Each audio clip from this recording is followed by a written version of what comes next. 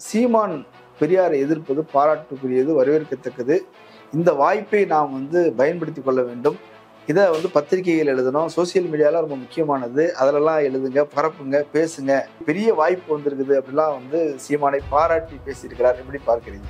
ஒரு 10-15 வருடங்களா ஒரு பூச்சாண்டி காமிச்சிட்டு இருந்த ஒரு கோமாளி வெட்ட வெளிச்சமா இருக்காங்கிறது மட்டும் ஒரு பெரிய மகிழ்ச்சி எனக்கு கொடுக்குது. அண்ணாமலை போன்றவர்கள், குருமூர்த்தி போன்றவர்கள் கடந்து வந்த பாதை, இதெல்லாம் நம்ம அனலைஸ் பண்ணி பார்க்கும்போது தமிழ் தேசிய எழுச்சிங்கிற பேர்ல அதை நீர்த்து போக செய்யும் வேலையை சீமான் சரியா செஞ்சு. பிரபாகரனை சந்திக்காத தலைவர்கள் யார்? திருமாவளவன் போய் சந்திக்கலையா? வைகோ போய் சந்திக்கலையா? நெடுமாறன் போய் சந்திக்கலையா? கொளத்தூர் மணி அண்ணன் சந்திக்கலையா? ராமகிருஷ்ணன் சந்திக்கலையா? எத்தனையோ இயக்குநர்கள் போய் சந்திக்கலையா? என்னைக்காவது அந்த படத்தை வச்சு வியாபாரம் பண்ணியிருக்காங்களா? ஆக திட்டமிட்டே பிரபாகரன் இருக்கிற வரைக்கும் அல்லது போராளிகள் இருக்கிற வரைக்கும் இதையெல்லாம் சொன்னா வெட்ட வெளிச்சம் ஆயிருன்னு ஒட்டுமொத்த தமிழ் தேசியத்தை, எழுந்திருக்க வேண்டிய அந்த தமிழ் தேசியத்தை நீர்த்து போகும் செய்யும் வேலையை செய்தவன் சீமான்ங்கிற பகிரங்க குற்றச்சாட்டை நம்ம வைக்க முடியும். பாஜக பல மாநிலங்கள்ல, மகாராஷ்டிராவாகட்டும், மணிப்பூர் ஆகட்டும், ஒரிசாவாகட்டும், இமாச்சல் பிரதேஷ் ஆகட்டும், அருணாச்சல பிரதேஷ் ஆகட்டும், இங்கெல்லாம் அவங்களுடைய அரசியல பாத்தீங்கன்னா, நீ குடிக்காமல் ஏறிய ஒரு மேடையை ஒண்ணுல கூட குடிக்காம இருந்தது இல்லையா? ஒரு மேடையை சொல்லுங்கிற. நீ எந்த பெண்ணினுடைய விடுதலைக்காக போறான்னு விஜயலட்சுமி பேசுனதுக்கு என்னைக்காவது நீ பதில் சொல்லிருக்கியா? அந்த கொச்சைத்தனத்தை தானே நீ பெரியார் மேல சுமத்துற. சாதி அடுக்குகள் என்பதும் அவரவருக்கு ஒதுக்கப்பட்ட தொழில்ங்கிறான். அப்ப அவன் எச் ராஜா பேசலாம், ரங்கராஜ் பாண்டே பேசலாம், ரவீந்திரன் துரைசாமி பேசலாம், இவனுக்கு எல்லாம் விலைக்கு போனவனுங்க. ஆனா நீ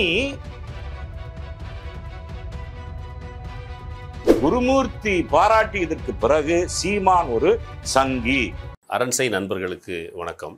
அரண்சை ஊடகம் சுயேட்சையாக இயங்குவதற்காகவே உருவாக்கப்பட்டது. நாம் செய்கிற வேலை உண்மையிலேயே மக்களுக்காக செய்கிறோம் என்பதை நீங்கள் நம்பினால், வாய்ப்பு இருந்தால் இந்த ரேசர் பே கியூஆர் கோடுக்குள்ளே நீங்கள் அதை ஸ்கேன் பண்ணி எங்களுக்கு உங்களால் இயன்றதை, விருப்பம் இருந்தால் ஆதரவு தெரிவிக்கலாம். அரண்சை நேயர்களுக்கு வணக்கம். நான் மதன் நெறிவலகன். நமது சிறப்பு விருந்தினர் சிபி சந்தர் அவர்கள், விடுதலை சிறுத்தைகள் கட்சியின் மாநில கொள்கை பரப்பு செயலாளர். நிறைய விஷயங்கள் விவாதிக்க இருக்கிறோம், அவரை வரவேற்கலாம். வணக்கம். வாங்க. இப்போ சீமான் குறித்து, பெரியார் குறித்து இப்படியான ஒரு பெரிய சர்ச்சை போயிட்டு இருக்குது. நேற்று குருமூர்த்தி அவர்கள் ஒரு விஷயம் பேசுறார். சீமான் பெரியாரை எதிர்ப்பது பாராட்டுக்குரியது, வரவேற்கத்தக்கது. இந்த வாய்ப்பை நாம் பயன்படுத்திக் கொள்ள வேண்டும். இதை பத்திரிகைகள் எழுதணும், சோசியல் மீடியால ரொம்ப முக்கியமானது. அதிலெல்லாம் எழுதுங்க, பரப்புங்க, பேசுங்க. இதன் மூலமாக நம்முடைய தர்மத்தை, காலங்காலமாக கடைபிடித்த தர்மத்தை நிலைநாட்ட முடியும். ஒரு பெரிய வாய்ப்பு வந்திருக்குது அப்படிலாம் சீமானை பாராட்டி பேசியிருக்கிறார். எப்படி பார்க்குறீங்க? அதை பாராட்டி எழுதுறதெல்லாம் பத்தாது. பார்த்தசாரி கோயில்ல, மற்ற கோயில் எல்லாம் குடமுழுக்கெல்லாம் பண்ணி, பாலாபிஷேகம் பண்ணி, சீமான் ஒருத்தர் நமக்காக இப்படி பேசியிருக்கிறாருன்னா அங்கேயும் போய் அதை பண்ண சொல்லுங்க. ஆனால் அது நடக்காது. சனாதன தர்மத்தை காப்பாற்ற ஒருத்தர் வந்திருக்கிறாருன்னா அதை வரவேற்கணும். அது அவங்க வரவேற்பாங்க. ஒட்டுமொத்தமா இந்த ஒரு வாரத்தில் நடந்த நிகழ்ச்சிகள்லாம் பார்க்கும்போது எனக்கு ஒரு பெரிய மகிழ்ச்சி ஒன்று இருக்கு. ஒரு 10-15 வருடங்களா ஒரு பூச்சாண்டி காமிச்சிட்டு இருந்த ஒரு கோமாளி வெட்ட வெளிச்சமா இருக்காங்கிறது மட்டும் ஒரு பெரிய மகிழ்ச்சி எனக்கு கொடுக்குது. ஒரு ஆதங்கமாகவும் கோபமாகவுமே அவருக்கு ஆதரவு பெருகிட்டு வருது. அண்ணாமலை ஆதரிக்கிறார், எச் ராஜா ஆதரிக்கிறார். என்ன தம்பி சீமானுக்கு என்ன வேணுமோ செஞ்சு தரேன்னு எச் ராஜா சொல்றாரு. அதான் அண்ணாமலை போன்றவர்கள், குருமூர்த்தி போன்றவர்கள், சங் பரிவாரங்கள்லாம் அவனுக்கு ஆதரவு கொடுக்கும். அது எந்த அளவுக்கு ஆதரவு கொடுத்து அந்த ஆதரவு அவனுக்கு என்ன விளைச்சலை தருங்கிறது நமக்கு தெரியும். எப்படின்னா, தன்னை முழு இந்துவா மாற்றிக்கிட்ட காந்தியவே சுட்டு கொண்ட இயக்கம் தான் அவங்க. அதனால அவங்க ஒரு கருவேப்பிள்ளையை அப்பப்ப பயன்படுத்திக்குவாங்க. அது பயன்படுத்தி போட்டு அது நமக்கு தேவையில்லை. ஆனா நமக்குள்ளேயே இருந்த ஒருத்தன், இவன் நம்மாளு அப்படின்னு சொல்லப்பட்ட ஒருத்தன் வெட்ட வெளிச்சமாகி இன்னைக்கு நடு ரோட்ல தோல் உறிஞ்சு நிக்கிறதுன்னு இருக்கு இல்லையா? அது ஒரு பெரிய சந்தோஷத்தை கொடுக்குது. சிலது நம்ம உடைச்சு பேச வேண்டிய காலகட்டத்துக்கு நம்ம வந்துட்டோம். இதுல நட்பு, பழக்கம் இதெல்லாம் விட்டுட்டு இப்ப நமக்கு நம்ம இனம்தான் முக்கியமா இருக்கு, நம்ம மொழிதான் முக்கியமா இருக்கும் போது சிலதை நம்ம உடைச்சு தான் பேச வேண்டிய காலகட்டத்துக்கு நம்ம வந்துட்டோம். அந்த இதெல்லாம் இல்லையா? அல்ல, அந்த நட்பு இப்ப தேவையில்லாது. எப்போ நான் தாய்க்கு மேலான்னு நினைக்கிற பெரியார நீ கொச்சைப்படுத்த ஆரம்பிச்சிட்டியோ, அதுக்கப்புறம் நீ எதிரிதானே ஒழிய நண்பன்ல. அதனாலதான் இப்ப இவருடைய கடந்த கால நிகழ்வுகள், வரலாறுகள், இவன் கடந்து வந்த பாதை, இதெல்லாம் நம்ம அனலைஸ் பண்ணி பார்க்கும்போது இவன் எவ்வளவு பெரிய துரோகி, இந்த இனத்துக்கு துரோகம் பண்ணியிருக்கான் அப்படிங்கிறத நம்ம நினைச்சு பார்க்க வேண்டிய நேரத்துக்கு இல்ல வருமானத்தை விட்டுட்டு இனமானத்துக்காக வந்தவர் சீமான் தானே சொல்றாங்க. வருமானம் எங்க, அதை தேடி தானே போவாங்க. அது நியாயம் தானே. சினிமாவில் இருக்கணும்னா அறிவு வேணும், சிந்திக்கணும். அவனை ஒற்றிய ஆட்கள் வந்து பாலா மாதிரி சிந்தனையாளர்கள் இன்னைக்கும் சினிமாவில் இருக்காங்க. அந்த சிந்தனைக்கு லாய்க்கு இல்லை, நான் சூழ்ச்சி பண்றதுக்கு தான் சரியான ஆள், நீ அரசியலை தேர்ந்தெடுத்துட்ட, அவ்வளவுதான். இது ஒன்றும் இழந்துட்டு வந்து இனத்துக்காகலாம் அவர் வேலை செய்யலை. அதெல்லாம் என்னால் ஒத்துக்க முடியாது. என்னன்னா 2009 காலகட்டங்கள்ல முள்ளிவாய்க்கால் அந்த ஈழ யுத்தத்துக்கு பிறகு இதை நம்ம வந்து பட்டவர்த்தனமா மக்களுக்கு சொல்றதுங்கிறத விட அவனை நம்பி போய் விழுகிற அந்த இளைஞர்களுக்கு சொல்ல வேண்டிய கடமை நமக்கு இருக்கு. அந்த முள்ளிவாய்க்கால் யுத்த மௌனத்திற்கு பிறகு ஒரு மிகப்பெரிய தமிழ் தேசிய எழுச்சி வந்து இந்த மண்ணில் நடந்திருக்க வேண்டிய ஒரு நல்ல தருணம். காலங்காலமா தமிழ் தேசியம் பேசிட்டு இருந்த போது அந்த ஈழத்தில் நடந்த படுகொலைகளும், அன்னைக்கு உலக நாடுகள் ஈழத்துக்கு கொடுத்த அந்த அழுத்தங்களும், அல்லது இந்திய அதிகார வர்க்கம் ஈழத்து மேல தொடுத்த போர் அந்த முடிவுக்கு வந்தபோது இங்க ஒரு மிகப்பெரிய தமிழ் தேசிய எழுச்சி, தமிழ் தேசிய விடியல்னே சொல்லலாம். அது ஒரு நல்ல புள்ளியா இருந்தது. அப்படி ஒரு தமிழ் தேசிய அரசியல் தமிழகத்துல எழுந்துவிடக் கூடாது அப்படிங்கிறதா இந்திய அதிகார வர்க்கத்தினுடைய பயமும் அச்சமும் திட்டம்.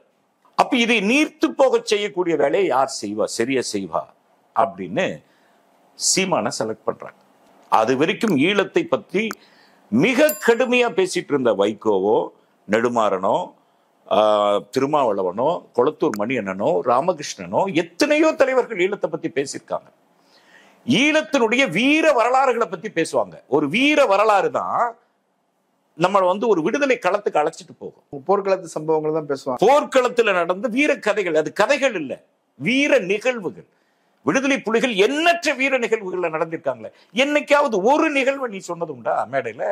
பிரபாகரன் அந்த யுத்தம் மௌனத்திற்கு முன்பு இவன் ஈழத்தை பத்தி பேசினதுக்கும் அந்த மௌனமானதற்கு பிறகு ஈழத்தை பற்றி சீமான் பேசியதற்கும் எவ்வளவு வித்தியாசம் இருக்குன்னு கணிச்சு பார்த்தீங்கன்னா, அந்த மௌனத்திற்கு பிறகு இவன் பேசியதெல்லாம் வீர நிகழ்வுகளை பத்தி ஒரு மேடையில கூட பேசினதில்லை. என்ன பேசியிருக்காரு? ஆமக்கறி சாப்பிட்டேன், பூனைக்கறி சாப்பிட்டேன், இடும்பு கறி சாப்பிட்டேன், இட்லிக்குள்ள கறி இருந்தது, இந்த கதைகளை தான் சொல்லியிருக்காரே ஒழிய எங்கேயாவது ஒரு வீர நிகழ்வுகள் பற்றி பேசியிருக்காரா? அப்ப அந்த இளைஞர்களுக்கு அந்த வீர நிகழ்வுகளை பேசினா தமிழ் தேசிய எழுச்சி வந்துருங்கிறதுனால தமிழ் தேசிய எழுச்சிங்கிற பேர்ல அதை நீர்த்து போக செய்யும் வேலையை சீமான் சரியா செஞ்சார். அதை நம்பி சில இளைஞர்கள் உளவுத்துறை வேலைதான் உறுதியா இந்திய அதிகார வர்க்கமும் சிங்கள பௌத்த பேரினவாதமும் இணைந்து தேடப்பட்டு குறிப்பிடப்பட்ட நபர் தான் சீமான். ஏங்க அதுக்காக பேசி சிறைக்கு போயிட்டு வந்தாருன்றாங்க, நீங்க அவரை போய் எப்படி சொல்றீங்க? அதாவது இந்திய இறையாண்மைக்கு எதிராக பேசுனதுல சிறைக்கு போயிட்டு வந்தாரு, நம்ம இல்லைன்னு சொல்லல. இந்திய இறையாண்மைக்கு எதிராக பேசினாரு. அதாவது உள்ளடி அரசியல்னு சொல்றது, உள்ளடி அரசியல். இந்திய இறையாண்மைக்கு எதிராக அவர் பேசி இருந்தாலும் கூட அவர் ஒரு உளவாளியா தான் செயல்பட்டிருக்காருங்கிறது அவருடைய நடவடிக்கைகள் இருந்து நம்ம புரிஞ்சுக்க முடியுது. அதுதான் அவருக்கு ஒரு நம்பகத்தன்மையை உருவாக்கிருச்சு. நம்பகத்தன்மையை உருவாகிருக்கு. ஈழத்தை பத்தி பேசும்போதும் அல்லது அரசுக்கு எதிராக பேசும்போதும் அவனை நம்பி போற இளைஞர்களுக்கு இவர் உண்மையாலுமே எதிர்க்கிறாருங்கிற ஒரு பொய் பிம்பத்தை உருவாக்கிட்டு ஈழத்துக்கு எதிராக தான் வேலை செஞ்சிருக்கார் அப்படிங்கிறது பட்டவர்த்தனமா தெரியுது. இன்னைக்கு ஈழத்தில் இருந்து போன போராளிகள் அவங்க கொடுக்கிற அறிக்கைகளை படிக்கிறோமே. அன்றைக்கு இரவு முழுவதும் மது குடித்தார். மேதகு தலைவரை பிரபாகரனை சந்தித்திற்கு முன் இரவு முழுவதும் மது குடித்து விட்டு மது போதையில் இருந்தார். இது நம்ம சொல்லல, புலம்பெயர்ந்து போன போராளிகள் சொல்ற அறிக்கைகள்ல பார்க்க முடியுது. ஒரு கூட போன இயக்குனர் கூட அதான் சொல்றாரு, கட்டவன் படத்தோட இயக்குனர் அதையும் வரும். எல்லாருமே சொல்றாங்க. நீங்க நல்லா கவனிங்க, பிரபாகரனை சந்திக்காத தலைவர்கள் யார்? திருமாவளவன் போய் சந்திக்கலையா? வைகோ போய் சந்திக்கலையா? நெடுமாறன் போய் சந்திக்கலையா? கொளத்தூர் மணி அண்ணன் சந்திக்கலையா? ராமகிருஷ்ணன் சந்திக்கலையா? எத்தனையோ இயக்குநர்கள் போய் சந்திக்கலையா? என்னைக்காவது அந்த படத்தை வச்சு வியாபாரம் பண்ணிருக்காங்களா? மகேந்திரன் வரைக்கும் போயிட்டு வந்திருக்கிறாரு. ஒரு பொக்கிஷம் மாதிரி தேசிய தலைவரை சந்திச்சது ஒரு பொக்கிஷம் அப்படின்னு வீட்டுல பாதுகாத்து வச்சிருந்தாங்க. தங்களுடைய திருமண ஆல்பங்களை வச்சிருக்கிறாங்களே இல்லையோ, மேதகு பிரபாகரனை சந்திச்சது வாழ்வினுடைய ஒரு பொக்கிஷன்னு வீட்டுல வச்சு பாதுகாத்தாங்க. நீ ஒருத்தனை நடுத்தருவுல போட்டு வித்தாலு யாராவது அதை பயன்படுத்தினாங்களா? அதுக்குள்ளேயே ஒரு பெரிய கேள்வி இருக்குதுங்க. நான் என்ன கேட்கிறேன்னா, 2005, 6, 4 காலகட்டங்கள்ல கேமரா போன் வந்துருச்சு. நீ சந்திக்க போனது பிரபாகரன்கிற ஒரு மாபெரும் வீரன். எத்தனையோ நாடுகளுக்கு எதிராக போர் தொடுத்துட்டு இருக்கிற ஒரு வீரனை சந்திக்க போற அந்த நிகழ்வு அடிக்கடி நிகழுமா? வாழ்க்கையினுடைய என்றைக்காவது நடக்கிற ஒரு நிகழ்வை நீ உன்னுடைய செல்போன்ல எடுக்கவே இல்லையா? சாப்பிட்டதை எடுத்திருக்கலாம், பழகினதை எடுத்திருக்கலாம், துப்பாக்கியில சுட்டு பயிற்சி எழுதிய அதை எடுத்திருக்கலாம், அரிசி கப்பலை சுட்டைய அதை எடுத்திருக்கலாம். என்ன 2 பேரும் நிக்கிறது மட்டும் தானே கிடைச்சது உனக்கு? இப்ப கேட்ட என்ன சொல்ற? அவங்க எடுத்தாங்க, யுத்த காலத்துல அது மிஸ் ஆயிடுச்சுங்கிற. அப்ப இது மட்டும் எப்படி கிடைச்சது? ஆக திட்டமிட்டே பிரபாகரன் இருக்கிற வரைக்கும் அல்லது போராளிகள் இருக்கிற வரைக்கும் இதையெல்லாம் சொன்னா வெட்ட வெளிச்சம் ஆயிருன்னு அவங்க எல்லாம் மௌனமானதற்கு பிறகு இவனுடைய திரைக்கதை ஆரம்பமாகுது. இந்த திரைக்கதை எங்க போய் முடியுது? ஆமக்கறியில முடியுது, பூனைக்கறியில முடியுது, இட்லிக்குள்ள கறியில முடியுது. இப்படி ஒட்டுமொத்த தமிழ் தேசியத்தை, எழுந்திருக்க வேண்டிய அந்த தமிழ் தேசியத்தை நீர்த்து போகும் செய்யும் வேலையை செய்தவன் சீமான்ங்கிற பகிரங்க குற்றச்சாட்டை நம்ம வைக்க முடியும். இல்ல, இப்போ தமிழ் தேசியத்துக்கு எதிரி பெரியாரு, திராவிடம், அதை வீழ்த்தினால்தான் தமிழ் தேசியம் வர முடியுங்கிறத 15 வருஷம் கழிச்சு அவர் உணர்ந்திருக்கிறாரு. இப்ப பெரியாரை வீழ்த்துறதுக்காக வராரு. அவங்களுக்கு பிஜேபி, ஆர்எஸ்எஸ் போன்ற அமைப்புகள் உறுதுணையா இருக்குது அப்படின்னு பார்க்க முடியாது. இல்ல, இப்ப எப்படின்னா, ஆக இந்த தமிழ் தேசிய எழுச்சியை நீர்த்து போக செய்யும் வேலையை இவன் செய்வதற்கு சரியான ஆள் அப்படிங்கிறத பிஜேபி இன்னைக்கு இல்ல 2010 கணிச்சிட்டாங்க. அதனாலதான் நேற்று பாராட்டி பேசின துக்ளக் குருமூர்த்தி அன்றே சீமானை வந்து சிவந்தி ஆதித்தன் தினத்தந்தி அலுவலகத்துக்கு அழைச்சிட்டு போய் அவங்க கிட்ட இருந்த நாம் தமிழருங்கிற அந்த பெயரை வந்து அவர்கிட்ட வாங்கி கொடுத்தாங்க. அதுக்கு பின்னாடி நாம் தமிழருங்கிற அந்த கும்பலை வச்சுக்கிட்டு அவர் காலத்தை ஓட்ட ஆரம்பிக்கிறார். தமிழ் தேசியத்தை நீர்த்து போக செய்ய வேலையை அங்கங்க செஞ்சுட்டு இருக்காரு. செஞ்சு முடிச்சதுக்கு அப்புறம் இப்ப தமிழ் தேசியத்தை பத்தி பேசுறதுக்கு அவன் எந்த மேடையிலும் இப்ப சமீப காலமா தமிழ் தேசிய எழுச்சியை பத்தி எங்கேயாவது பேசியிருக்காரா? இல்ல. தமிழ் தேசியத்தை பத்தி பேசி அதனால் எந்த பலனும் இல்லை அப்படிங்கும் போது இப்ப பாஜக அவரை எதுக்கு பயன்படுத்துறாங்கன்னா, எந்த புள்ளியில பயன்படுத்துறாங்கன்னா, பெரியாருங்கிற பிம்பத்தை உடைக்கணும் அல்லது பெரியாருங்கிற பிம்பத்தை காலி பண்ணணும் அப்படிங்கிறத பாஜகவினுடைய நோக்கம். இப்போ பாஜக பல மாநிலங்கள்ல, மகாராஷ்டிராவாகட்டும், மணிப்பூர் ஆகட்டும், ஒரிசாவாகட்டும், இமாச்சல் பிரதேஷ் ஆகட்டும், அருணாச்சல பிரதேஷ் ஆகட்டும், இங்கெல்லாம் அவங்களுடைய அரசியலை பார்த்தீங்கன்னா அங்க இருக்கிற சாதிகளுக்குள்ள உட்பிரிவுகளுக்குள்ள மோதலை உண்டாக்குவாங்க. ஒரு சாதியை இன்னொரு சாதிக்கு எதிராக நிறுத்துறது. மணிப்பூர் எடுத்துக்கங்க, 2 இனங்களை எதிராக நிறுத்துறது. அப்ப இனக்குழுக்களுக்குள்ளேயோ அல்லது மொழி குழுக்களுக்குள்ளேயோ அல்லது சாதிய குழுக்களுக்குள்ளேயோ மோதலை உருவாக்கி அதுல அதிகாரத்தை பெறுவதுதான் பாஜகவினுடைய அரசியல் உத்தி. அது தமிழ்நாட்டில் எடுபடலை. அதையும் செஞ்சு பார்த்தாங்க. பாமகவை வச்சு ராமதாஸ் ஐயாவை கையில வச்சுக்கிட்டு இந்த சாதியை இந்த சாதிக்கு எதிராக நிறுத்துற வேலையெல்லாம் செஞ்சு பார்த்தாங்க. இங்க நடக்கல. அப்ப ஒரு சாதி இன்னொரு சாதியை எதிர்க்கிறது இல்லை. ஒருவேளை இப்ப திராவிடத்தால் முதலமைச்சரானவங்கள அவங்க சிறுபான்மையாக இருந்தாலும் கூட முதலமைச்சரா வெற்றி பெற்ற ஏற்றுக்கொள்ளக்கூடிய ஒரு பெருந்தன்மையும் மனப்பக்கவும் தமிழ்நாட்டில் இருக்குது. இந்த கட்டுக்கோப்பு இங்க இருக்கு. அப்ப இங்க கால் பதிக்கணும்னா என்ன பண்ண முடியும்? அவங்களுடைய அஜெண்டா பாருங்க. நேற்று வரை பெரியாரை ஆதரித்து பேசியவன், பெரியார் போல் ஒரு சிந்தனையாளன் இல்லை, பெரியார் போல் ஒரு கோட்பாட்டுவாதி இல்லை, பெரியார் போல் பெண்களின் விடுதலைக்காக பேசுவதற்கு எவரும் இல்லை. இவ்வளவும் பேசினவர். பெரியாரின் கைத்தடிதான் பிரபாகரின் கையில் இருக்கிற துப்பாக்கி. பெரியார உயர்த்தி பேசி, அதாவது பெரியார பத்தி பேசினா சீமான் பேசினா அப்படி இருக்குடா அப்படிங்கிற லெவலுக்கு கொண்டு வந்து நிறுத்திட்டு இப்ப பெரியார கொச்சப்படும். இல்ல, ஒரு வாரத்துக்கு முன்னாடி கூட மணி ஒரு பேட்டி எடுத்திருந்தாரு. அதுல கூட பெரியார் எங்களுக்கு வழிகாட்டின்னு தான் பேசியிருந்தாரு. 2-3 நாளுக்குள்ள அப்படி என்ன நாளுக்குள்ள இது திட்டம், இது நயவஞ்சக திட்டம். கடந்த 13 ஆண்டுகளாக போடப்பட்ட ஒரு நயவஞ்சக திட்டம் இப்ப இம்ப்ளிமெண்ட் பண்றாரு. இப்ப 2024 தேர்தலை மையமா வச்சு இப்ப இம்ப்ளிமெண்ட் பண்றாரு.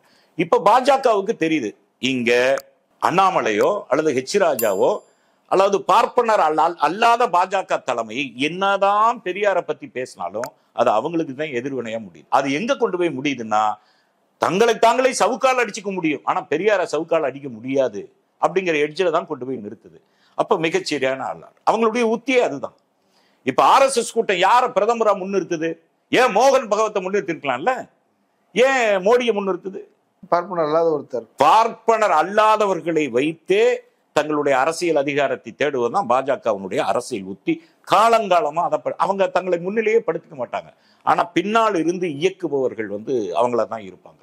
அப்படி இயக்கப்படுகிறவன் தான் சீமான். தமிழர்களுடைய இதயங்களில் ஒன்றரை கலந்து விட்ட பெரியாரை கொச்சைப்படுத்தாமல் இங்கே பாஜக கால் ஊன்ற முடியாது.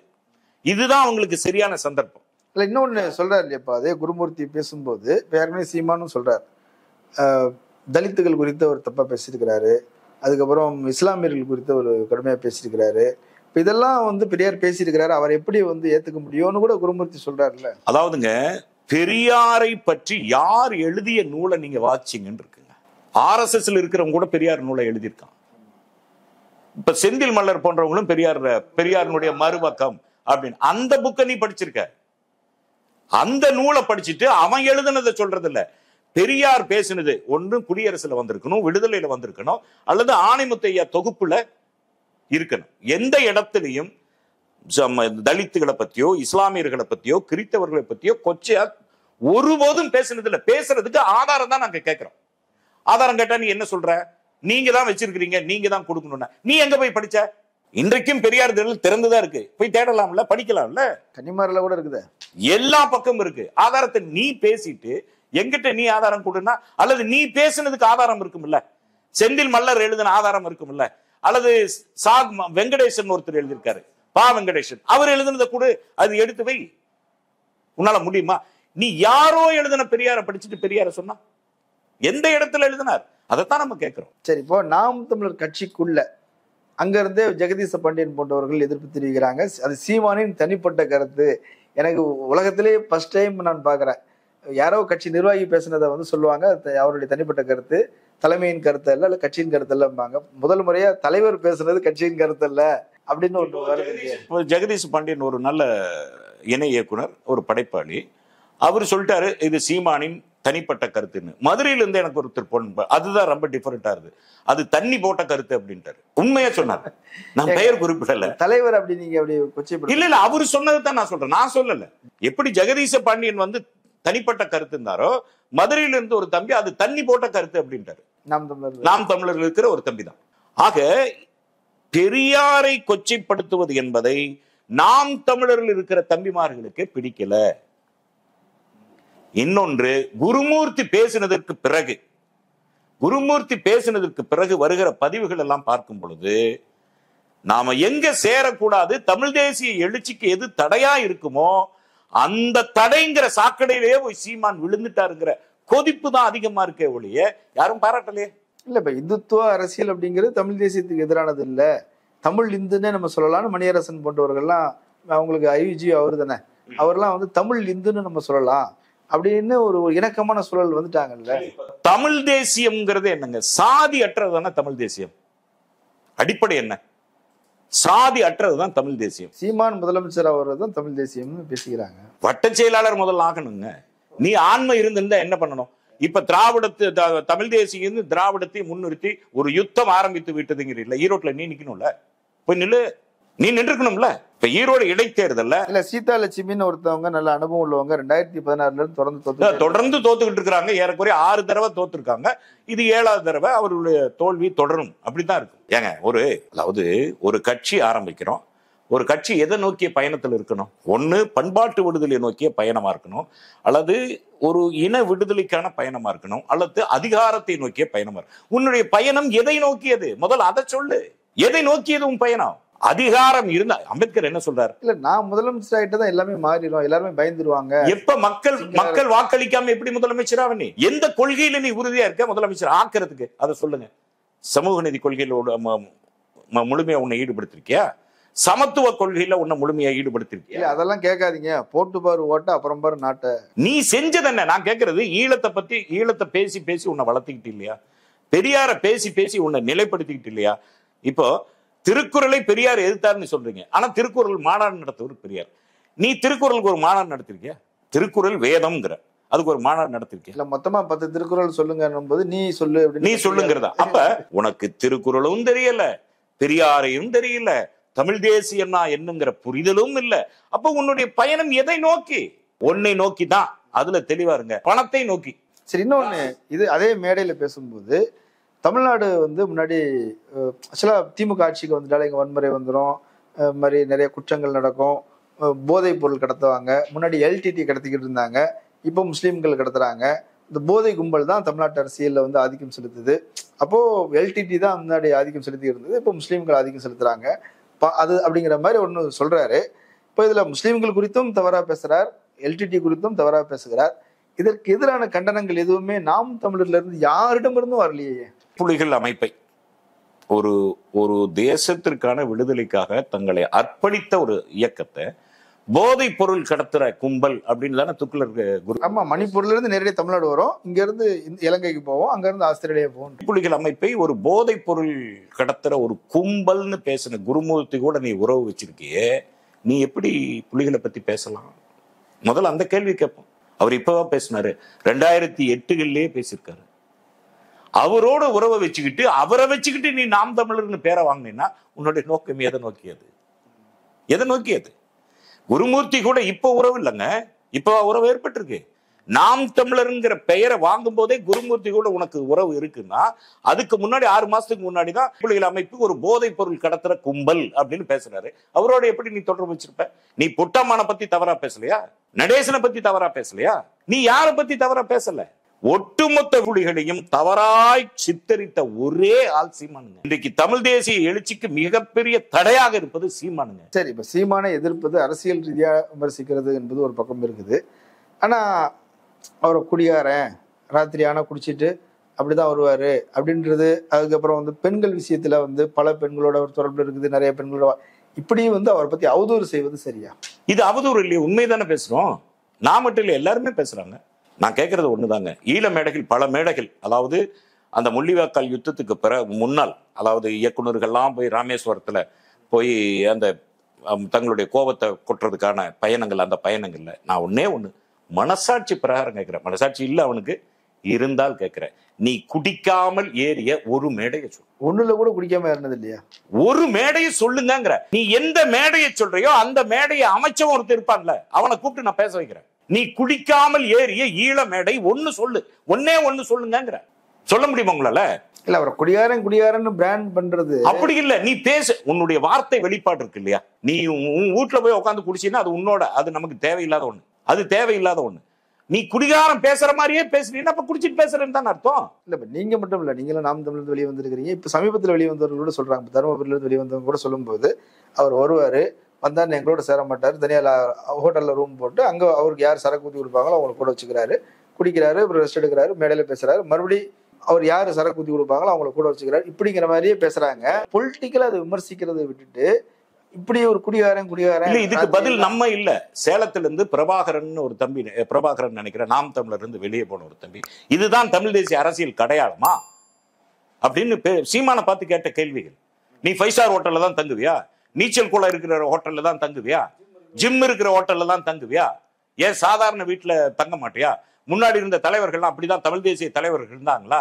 காடுகளுக்குள்ள வாழ்ந்த களிய பெருமாள் 5 ஸ்டார் ஹோட்டல் கேட்டாரா? தமிழரசன் 5 ஸ்டார் ஹோட்டல் கேட்டாரா? இன்னைக்கு வாழ்ந்து கொண்டிருக்கிற தியாகு 5 ஸ்டார் ஹோட்டல் கேட்டாரா? பொழிலின் 5 ஸ்டார் ஹோட்டல் கேட்டாரா? அரங்க குணசேகரன் 5 ஸ்டார் ஹோட்டல் கேட்டாரா? இது அவங்க கேட்கிற கேள்விங்க, நம்ம கேட்கல.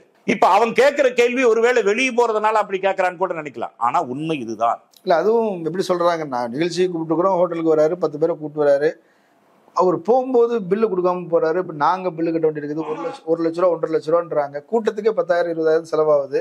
இந்த குடிச்சதுக்கு நாங்க சேர்த்து பில்லு கட்ட வேண்டியிருக்குது. இன்னைக்கு நாம் தமிழர்கள் இருக்கிற தம்பிகளை நான் ஒரு அண்ணனா கேட்கிறேங்க.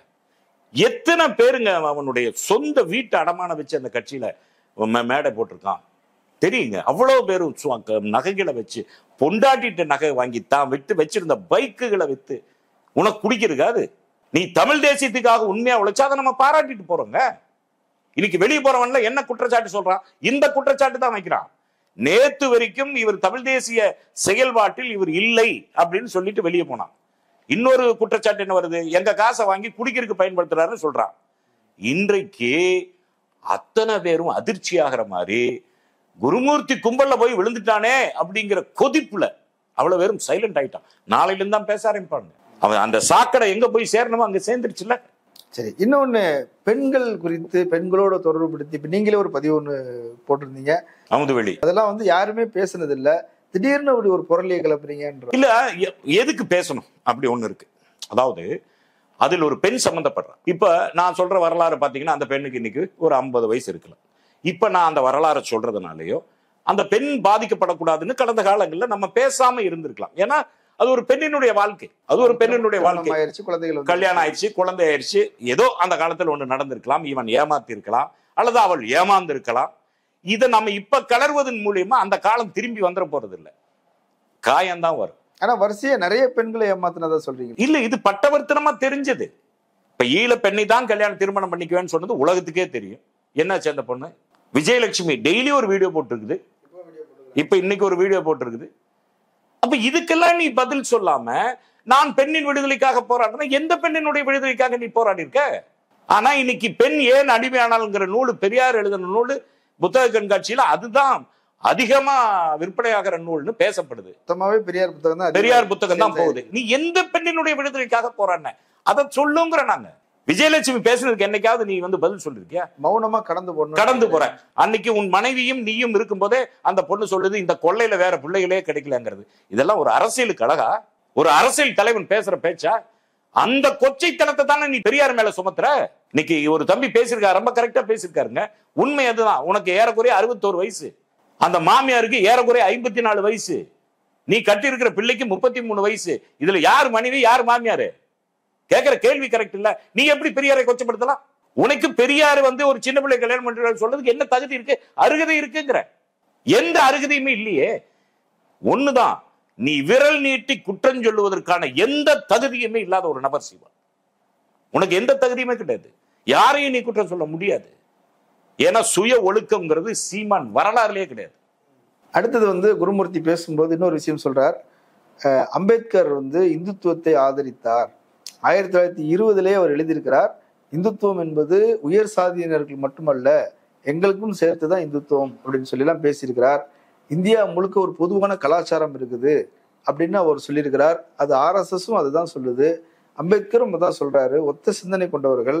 அப்ப இந்துத்துவ அம்பேத்கர்னு சொல்றது என்ன பிரச்சனை? ஆனா இந்து விரோதமாக அம்பேத்கர் இருந்தார் என்பது போல திருமாவளவன் வந்து தமிழ்நாடு முழுக்க பிரச்சாரம் பண்ணிட்டு இருக்கிறார். நான் ஒரு நாள் அவர்கிட்ட வந்து சேலஞ்ச் பண்ண போறேன், நேருக்கு நேர விவாதத்துக்கு வான்னு கூப்பிட போறேன் அப்படின்லாம் வந்து சேலஞ்ச் பண்ணிருக்காரு. குருமூர்த்தி போன்ற தற்கொலைகளுக்கு திரும்ப தேவையில்லை. நான் போதுங்க. அதாவது இந்துவாக பிறந்து விட்டேன், இந்துவாக சாக மாட்டேன், இது அம்பேத்கர் சொல்லிட்டு பௌத்த மதத்துக்கு போறார். சரிங்களா? இப்ப நான் என்ன சொல்றேன், நானும் இந்து தான், திருமாவும் இந்து தான், குருமூர்த்தியும் இந்து தான். எங்களை எதுக்குள்ள வச்சிருக்க? எந்த அடுக்குல வச்சிருக்க? இந்துன்னு சொல்ற எங்களை எதுக்கு? உன்னுடைய பெரும்பான்மைக்கு வச்சிருக்க. பட்டியலின மக்களை இந்துங்கிற பெரும்பான்மையை காட்டுறதுக்காக எங்களை கீழடுக்குல வச்சிருக்க, இன்னொருத்தர் நடு அடுக்குல வச்சிருக்க, நீ மேல இடத்துல உட்காந்துட்டு இருக்க. இது அம்பேத்கர் என்னைக்கு ஒத்துக்கலையே. சாதிதான் சமூகம் என்றால் வீசும் காற்றில் விஷம் பரவட்டும் சொன்னாரா இல்லையா? அதே எப்ப சொன்னாரு? அம்பேத்கர் ஆகட்டும், தந்தை பெரியார் ஆகட்டும், இவர்கள் சொல்லுகிற இந்துத்துவத்தை, இந்து வெறியை நேரடியாக எதிர்த்தவர்கள். அந்த புள்ளியில தான் அம்பேத்கரும் பெரியாரும் இணைறாங்க. அதனாலதான் நம்ம வழிகாட்டிகளாகவும் ஆசான்களாகவும் நம்ம வச்சிட்டு இருக்கோம். நேரடியா எதிர்த்தவர். வர சொல்லுங்க குருமூர்த்திய, நேரடியா வர சொல்லலாம், தர்க்கம் பண்ணலாம். எந்த இடத்தில் இந்துத்துவ வெறியை அம்பேத்கர் ஆதரித்தார்னு சொல்லுங்க. அவருக்கு பார்க்காத அடக்குமுறையா? அம்பேத்கருக்கு இவங்க கொடுக்காத நெருக்கடியா, அடக்குமுறையா? நேரடியா சட்டம் எழுதுறதுக்கு அம்பேத்கருக்கு இவனுக்கு கொடுத்துட்டாங்களா? இவனுக்கு கொடுக்கல, ஆங்கிலேயன் கொடுத்தான். ஆங்கிலேயன் கொடுத்தது. ஆக அம்பேத்கர் எந்த இடத்திலையும் இவர்கள் சொல்லுகிற இந்துத்துவத்தை ஆதரித்ததே கிடையாது. திருவள்ளுவர் வந்து அவர் வந்து ஒரு பிராமணர் என்பதாகத்தான் அவங்க நம்பிக்கிட்டு இருக்கிறாங்க. மயிலாப்பூர்ல ஒரு கோவில் இருக்குது. அவரை வந்து திடீர்னு திராவிடர்னாங்க, அப்புறம் பார்த்தா தமிழர்னாங்க, அதுக்கப்புறம் திமுகவுடைய ஒரு பிராண்ட் மாதிரி ஆகிட்டாங்க. ஆனா அவர் வந்து சனாதனி அப்படின்னு சொல்லி சொல்றாங்க. இன்னொன்று வள்ளலாருடைய 5 திருமுறைகள் இருக்குது, அதெல்லாம் 6ஆம் திருமுறை மட்டும் பேசுறாங்க. ஆனா அவர் வந்து அத்வைதத்துல ஏற்றுக்கொண்டவராக இருந்தார். அவர் ஒரு சனாதனி. அவர்கள் எல்லாம் அபகரிக்க பார்க்கிறார்கள் திராவிட கருத்தியல் மூலமாக அப்படிலாம் வந்து சொல்றாரு. அதாவது பெரியாரை வந்து நீங்க யாரு கூடயும் ஒப்பிடலாங்க. இப்ப வள்ளலாரும் பெரியாரும் எந்த புள்ளியில் இணைறாங்கன்னா, பெரியார் என்ன சொல்றாரு? சாஸ்திரமாவது, முன்னோராவது, விளக்கமாறாவது, வெங்காயமாவது எல்லாம் நீ சிந்தி, அதுதான் உன் வாழ்க்கை அப்படிங்கிறாரு பெரியார். வள்ளலார் என்ன சொல்றாரு? விதி என்பது கிடையாது, ஒவ்வொருவனுடைய விதியை அவனவன் தான் எழுதி கொள்கிறான். இன்றைக்கு நீ இருக்கும் இந்த நிலை உன்னால் உருவாக்கி கொண்டதே. இது வள்ளலார். இதுதான் அவருடைய மைய புள்ளி. மதம் எனும் பேய் பிடியாது இருக்கட்டும். அப்ப வள்ளலாறு பெரியார் எல்லாம் ஒரே மாதிரி சிந்திச்சவங்க. அவங்களுக்குள்ள நீ பிணக்குகளை ஏற்படுத்தி மக்களை பிளந்து பார்க்கலாம் முடியாது, முடியவே முடியாதுங்க. இப்ப சீமானும் கூட சேர்ந்து சொல்றாரு, எங்க வள்ளலார் பேசாதது, ஐயா வைகுண்டா பேசாது. இல்ல நாங்க யாரையும் சிறிசர் வள்ளலார சின்னவர்னு சொல்லட்டுமா, வைகுண்டர் சின்னவர்னு சொல்லட்டுமா, அல்லது அயோத்திதாச பண்டிதர் சின்னவர்னு சொல்லட்டுமா? சின்னது பெருசுங்கிறதே கிடையாது. எதை நோக்கி அவங்களுடைய பயணம் இருந்தது? இப்ப அம்பேத்கர், பெரியார் எதை நோக்கிய பயணம்? சமத்துவம், சாதி ஒழிப்பு. நேரா இருந்ததா பார்வை? வள்ளலார் அவரும் சமத்துவம், சாதி ஒழிப்பு, பிரிவினை, ஏற்றத்தாழ்வு இதெல்லாம் வேண்டான்னு சொன்னவர். வைகுந்தர் கடவுள்ங்கிறது என்ன? நீதான், உனக்குள்ள இருக்கிறதான் கடவுள். ஜென் தத்துவத்தை அவரு சொல்றாரு. கண்ணாடி தான் வச்சிருப்பாங்க, கண்ணாடி தான் வச்சிருக்காரு. அவங்க எல்லாம் ஒருபோல் சிந்திச்சாங்க. உனக்கு இன்னைக்கு என்ன எரிச்சலு? துக்ளக், குருமூர்த்தி, சீமானுக்கு போன்றவர்களுக்கு என்ன எரிச்சலு? தமிழ்நாட்டுக்குள்ளதான் பெரியாரை கொண்டாடிட்டு இருந்தாங்க. இன்னைக்கு பினராயி விஜயன் கேரளாவில் கொண்டாட ஆரம்பிச்சிட்டாரு. தெலுங்கானாவில் 120 அடியில செல வைக்க ஆரம்பிச்சிட்டாங்க. அப்ப இவர்கள் சொல்லுகிற அந்த திராவிடம், தமிழ்நாட்டுக்குள் சுருங்கி கிடந்த திராவிடம் பட்டி படர்ந்து சவுத் இந்தியா முழுவதும் பரவி, இந்தியா முழுமைக்கும் பரவிங்கிற பயத்துல எங்ககிட்ட இருந்து ஒருத்தனை விலைக்கு வாங்கி வாடகை கூட்டு அவனை பேச வச்சிருக்கீங்க. இப்ப எனக்கு என்னன்னா, அண்ணாமலை பேசட்டுங்க, அவனுக்கு தகுதி இருக்கு, பேசலாங்க. ஏன்னா அவன் தன்னை எதிரியாவே அவனே சொல்லிட்டான். சாதி அடுக்குகள் என்பதும் அவரவருக்கு ஒதுக்கப்பட்ட தொழில்ங்கிறான். அப்ப அவன் முழு சனாதனி, முழு சங்கி. எச் ராஜா பேசலாம், ரங்கராஜ் பாண்டே பேசலாம், ரவீந்திரன் துரைசாமி பேசலாம். இவனுக்கு எல்லாம் விலைக்கு போனவனுங்க. ஆனா நீ பெரியாரையே வச்சு சாப்பிட்டு, பெரியாரை வச்சுட்டு உன்னை நிலைப்படுத்தி கொண்டு மூச்சுக்கு மூச்சு 300 தரம் பெரியார்னு சொல்லிக்கிட்டு இன்னைக்கு அந்த பெரியாரை நீ தூற்றும் போதுதான் உன் மேல இத்தனை பேருக்கு ஆத்திரம் வருது. ஏன் உன் வீட்டை முற்றுகையிடுகிற போராட்டம் பெரியார் உணர்வாளர்கள் உருவாக்குறாங்க? என்ன காரணம்? அவன்லாம் எதிரி, நீ துரோகி. துரோகி தான் முதல்ல அழிக்கப்படும். துரோகி தான் ஆபத்தானவன்றீங்க. மிகப்பெரிய ஆபத்தானவன் துரோகி. நீ ஈழத்துக்கு துரோகம் பண்ண, பிரபாகருக்கு துரோகம் பண்ண, தமிழ் தேசியத்துக்கு துரோகம் பண்ண, பெரியார் கருத்தியலுக்கு துரோகம் பண்ணிட்டு இருக்க. நீ எந்த நிலைப்பாட்டுல உறுதியா இருக்க அதை மட்டும் சொல்லுங்க. இப்ப முத்துராமலிங்க தேவர் திருமணமே செய்து கொள்ள, ஆனா பெரியார் திருமணம் செய்து கொண்டாருன்னு சொல்ற. ஏன் நீ திருமணம் பண்ணாம இருந்திருக்கலாமே? நீ திருமணம் பண்ணாம தமிழ் தேசியத்துக்கு உழைச்சிருக்கலாமே? ஏன் காமராஜர் இப்ப ஒரு எளியவர் இல்லை பெரியார், நீ காமராஜர் போய் எளியவனா? பெரியாருடைய வசதி இருக்கு இல்லங்க. ஒட்டுமொத்த ஈரோட 3 பேர்த்துக்கு சொந்தங்க. ஒரு ஆங்கிலேயர் பிரஃப்னு ஒருத்தர், 2வது மாதவகிருஷ்ணன் பிள்ளைன்னு ஒருத்தர், 3வது பெரியார். அப்பேற்பட்ட பெரியார், அந்த பெரியார் ஈரோடுக்கு போனீங்கன்னா தெரியும் எவ்வளவு பெரிய பஸ் நிறுத்தத்துக்கு தானமா கொடுத்திருக்காருங்க. எத்தனை பேர்த்துக்கு தானமா கொடுத்திருக்காரு, எத்தனை கல்லூரிகள் ஆரம்பிச்சிருக்காரு. தினத்தந்தி இருக்கிற இடம் பெரியார் கொடுத்த இடம் இல்ல. நீ என்ன பண்ண? இருக்கிற இடத்த ஆட்டையை போட்ட, அவ்வளவுதானே தெரிஞ்சது. நீ எதை பத்தி பேசுறதுக்கு உனக்கு தகுதி இருக்கு. முதல்ல உன் தகுதியை நீ வளர்த்திக்க, அதுக்கப்புறம் பேசலாம். தகுதி இல்லாதவர் சொல்றீங்க? எந்த தகுதியுமே இல்லாதவனுங்க, மனிதனா வாழக்கூடிய தகுதியே இல்லைங்க. நான் அதைத்தான் திருப்பி சொல்றேன். ஏதோ ஒரு விதத்துல ஒரு மனிதனுக்கு தகுதி இருக்கணுங்க. ஒண்ணு அவன் நல்ல படைப்பாளியா இருக்கணும், அல்லது ஒரு நல்ல சிந்தனையாளனா இருக்கணும், அல்லது ஒரு நல்ல வழிகாட்டியா இருக்கணும், அல்லது யாராவது வழிகாட்டினா நான் பின்தொடர்றதுல நல்லவனா இருந்திருக்கணும். எந்த வரையறையிலுமே சேராத ஒருவன் தான் சீமான். அதனாலதான் உன் நிலைப்பாடு மாறிக்கிட்டே இருக்கு. 2009 இருந்து 2024 வரைக்கும் எத்தனை நிலைப்பாடுகளை நீ மாத்திருக்க? சமயோஜிதமா முடிவெடுக்கிறாரா? என்ன சமயோஜிதம்? நினைச்சு பாருங்க, எத்தனை தான் நீ மாறுவ? பெரியார் உயர்த்தி பேசின, இன்னைக்கு தாழ்த்தி பேசுற. ஜெயலலிதாவே கூடாதுன்னு அப்புறம் ஈழத்தாயின்னு. கலைஞர் மேடைகள்ல கலைஞரை புகழாத புகழ் அல்ல, அந்த கலைஞரை பேனா வச்சா இது பண்ண. அப்ப உன்னுடைய கொள்கை தான் என்ன? நீ எதை நோக்கி தான் பயணிக்கிற? இன்னைக்கு அது தெரிஞ்சிருக்கு. குருமூர்த்தி பேசியதற்கு பிறகு இவனுடைய பயணம் சங்கி பயணம் இப்ப தெளிவா தெரிஞ்சிருச்சு. முழு சங்கி. இப்ப எல்லாம் கொஞ்சம் அரை இருந்து காலா இருந்தது. குருமூர்த்தி பாராட்டியதற்கு பிறகு சீமான் ஒரு சங்கி. அண்ணாமலையை விட ஆபத்தானவன், ஹெச் ராஜாவை விட ஆபத்தானவன், கல்யாணராமனை விட ஆபத்தானவன், ரவீந்திரன் துரைசாமியை விட ஆபத்தானவன் சீமான். சென்னை அப்படி சொல்றீங்க. திராவிடம் வர்சஸ் தமிழ் தேசியம்னு ஈரோடு இடைத்தேர்தல் வந்துருச்சு. இப்போ பிஜேபி காரங்கெல்லாம் நாம் தமிழருக்கு உழைக்கணும்னு முடிவு பண்ணியிருக்கிறாங்க. எடப்பாடி என்ன செய்யறாருன்னு தெரியல, ஆனா பிஜேபி நாம் தமிழரை சப்போர்ட் பண்றதுன்னு முடிவு எடுத்துருச்சு. இன்னும் கூட சொல்றாங்க, சீமானை முதலமைச்சர் வேட்பாளராக பிஜேபி சார்பாக நிறுத்துவதாகவும், இவங்களோட அந்த 18%, பிஜேபியோடைய 18, அந்த கூட்டணி எல்லாம் சேர்ந்து 18%, ஒரு 8% சேர்ந்ததுன்னா ஒரு 30% வரைக்கும் ஒரு கெமிஸ்ட்ரி ஒர்க் அவுட் ஆகும், ஒரு தலைவராக அவரை கொண்டு வந்து நிறுத்துறதுன்னு அவங்க முடிவு பண்ணியிருக்கிறதால ஒரு செய்திகள் வருது. இப்ப கூட நான் சொல்றேங்க, அவன் பிஜேபி கொள்கையில கூட உறுதியா இருக்க மாட்டான். இது எப்படின்னாங்க, பிஜேபி இவனை நம்பாது, இவன் பிஜேபி நம்ப மாட்டான். இது டெம்பரரி. இந்த ஆதரவுங்கிறதே டெம்பரரி தான். எப்ப பிஜேபியில இத்தனை காலமா உழைச்சிட்டு இருந்தவன் அப்படியே வச்சுக்கிட்டாலும், அதெல்லாம் எந்த காலத்திலயும் நடக்காத ஒண்ணு. அப்படியே ஒருவேளை அரிதினும் அரிதா பிஜேபியில இருந்து முதலமைச்சரான சீமான் உட்கார வைப்பாங்களா, எல கணேசன் உட்கார வைப்பாங்களா, எச் ராஜா விட்டுருவானா, அண்ணாமலை விட்டுருவானா? என்ன காமெடி, நகைச்சுவையா இருக்கு. ஈரோடு இடைத்தேர்தல் தானே, தமிழ் தேசியம் திராவிடம் தானே, வரட்டும் பாப்போம், வரட்டும். சேலஞ்ச் தான், பார்க்கலாம். ஒண்ணுமே வேணாங்க, ரொம்ப ஈஸி. நான் ஈரோட்டு மக்களுக்கு ஒண்ணே ஒண்ணு, நம்ம யூடியூப் வழியா நான் சொல்றேங்க, ஈரோட்ல ஒரு வாக்கு நாம் தமிழருக்கு விழுந்தாலும் கூட பெரியாருடைய முகம் அது ஈரோடுங்கிறது.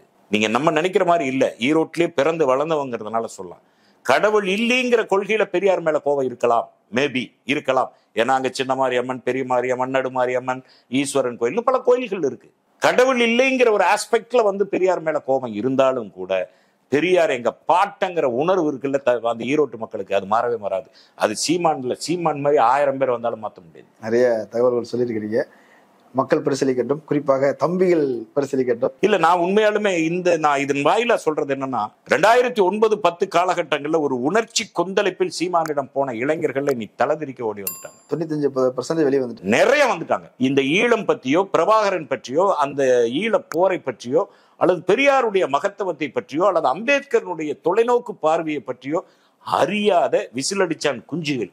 அவன் வடிவேல் நகைச்சுவை பண்ணாலும் சிரிப்பான், சீமான் நகைச்சுவை பண்ணாலும் சிரிப்பாங்கிற அந்த வயதை ஒத்திய இளைஞர்கள் நிறைய பேர் வழி தவறி போயிட்டு இருக்காங்க. அவங்களை தடுத்து நிறுத்த வேண்டியது நம் போன்றவர்களுடைய கடமை.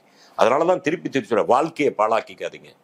இந்த 18 வயசுல இருந்து 22 வயசு வரைக்கும் தான் விசிலடிக்கிறான். அந்த இளைஞர்கள் இவன் யார் என்கிற சுயரூபத்தை புரிந்து கொண்டு நாம் தமிழர் அப்படிங்கிற உணர்வு உங்ககிட்ட இருக்கட்டும். அதற்கு தலைவன் சீமான் இல்ல, வேற யாராவது ஒரு தலைவர் இருப்பான், அவனை தேடுங்கள், இவனை விட்டு விடுங்கள்ங்கிறத நான் கேட்கிற கோரிக்கையா வைக்கிறேன். கலந்து கொண்டு கருத்துக்களை பகிர்ந்து நன்றி. நன்றி. நேரிலே மற்றொரு விருந்தினரோடு மீண்டும் சந்திக்கலாம். நன்றி.